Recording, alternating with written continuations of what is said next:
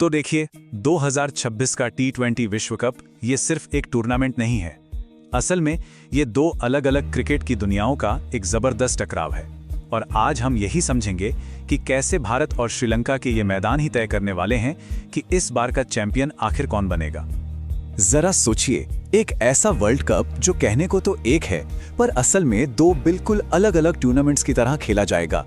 एक तरफ है भारत के मैदान, जहां गेंद बल्ले पर आती है तो मानो गोली की रफ्तार से, और चौके छक्कों की तो बारिश ही हो जाती है। और फिर दूसरी तरफ है श्रीलंका की धीमी पिचें, जहां एक एक रन बनाने के लिए संघर्ष करना पड़ता है।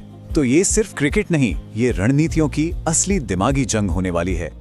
तो चलिए इस पूरे सफर पर एक नजर डालते हैं। हम भारत के विस्फोटक मैदानों से शुरू करेंगे, फिर चेन्नई के उस स्पिन के किले को देखेंगे जो सबसे अलग है, श्रीलंका की मुश्किल पिचों का विश्लेषण करेंगे, और आखिर में यह समझने की कोशिश करेंगे कि भाई चैंपियन बनने के लिए टीमों को क्या कुछ करना होगा। देखिए, इस टूर्नामेंट का जो दिल है वो भारत और श्रीलंका के बीच का यही फर्क है। ये सिर्फ दो अलग देश नहीं हैं, ये क्रिकेट खेलने के दो बिल्कुल अलग अंदाज हैं। और इसका मतलब ये है कि यहाँ रणनीति हर मैदान के साथ पूरी तरह बदल जाएगी। और यही है इस टूर्नामेंट का असली संघर्ष। भारत में हो सकता है कि 200 रन भी कम पड़ जाएं, जबकि श्रीलंका में 150 का स्कोर भी एक मैच जिताने वाला टोटल बन सकता है। एक तरफ है बाहुबल का खेल, तो दूसरी तरफ है दिमागी खेल, और टीमों को दोनों के लिए तैयार रहना ही होगा। तो सबसे पहले बात करते हैं भारत की। यहाँ आईपीएल ने पिचों का मिजाज ही पूरी तरह से बदल दिया है। यहाँ अब तेज तर्रार और हाई स्कोरिंग मैच देखने को मिलते हैं। मतलब खेल की रफ्तार ही एक अलग लेवल पर होती है। हमारा पहला पड़ाव है दिल्ली का अरुण जेटली स्टेडियम।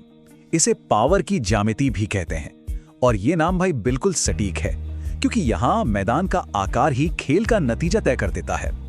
दिल्ली की छोटी बाउंड्री और बिल्कुल सपाट पिच ये स्पिनरों के लिए एक बुरे सपने जैसा है, खासकर उन गेंदबाजों के लिए जो गेंद को हवा में थोड़ी उड़ान देकर बल्लेबाज को ललचाते हैं। यहाँ एक ही मंत्र काम करता है, गेंद देखो और जोर से मारो। और गेंदबाजों के लिए, उनके लिए तेज गति ही उनका एकमात्र हथियार बचता है।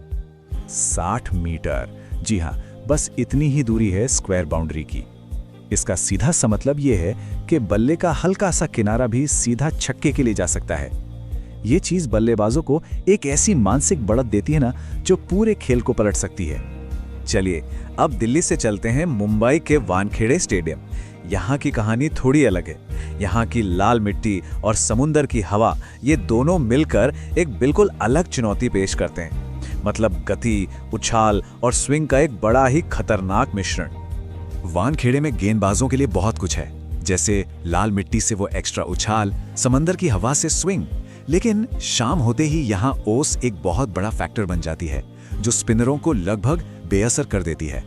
और यही वजह है कि ज्यादातर टीमें यहाँ टॉस जीतकर पहले गेंदबाजी करना ही पसंद करती हैं। और बात यहीं खत्म नहीं होती। अहमदाबाद के विशाल मैदान में दौड़कर रन बनाने की काबिलियत परखी जाएगी। तो वहीं कोलकाता के ईडन गार्डन्स में एक बहुत तेज आउटफील्ड है, और वहां जीतने के लिए एक कंप्लीट टीम की जरूरत होगी। मतलब भारत के अंदर भी हर मैदान एक नई पहेली लेकर आता है। अच्छा, अब तैयार हो जाइए एक बड़े ट्विस्ट के लिए।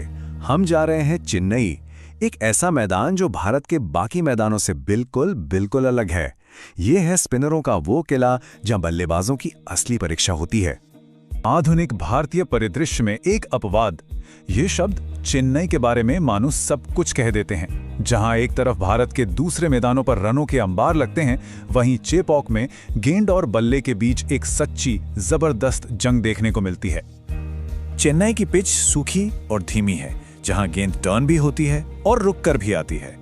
यहाँ 160 का स्कोर भी अक्सर मैच जिताऊ साबित होता है। तो जो टीमें सिर्फ बड़े शॉट्स और पावर हिटिंग पर निर्भर हैं, उनके लिए चेन्नई एक जाल साबित हो सकता है, जहां एक गलती उन्हें टूर्नामेंट से बाहर का रास्ता दिखा सकती है। तो अब भारत से रुख करते हैं श्रीलंका का, जहां पहुंचते ही क्रिकेट की दुनिया पूरी तरह से बदल जाती है। यहाँ खेल की रफ्तार एकदम धीमी हो जाती है।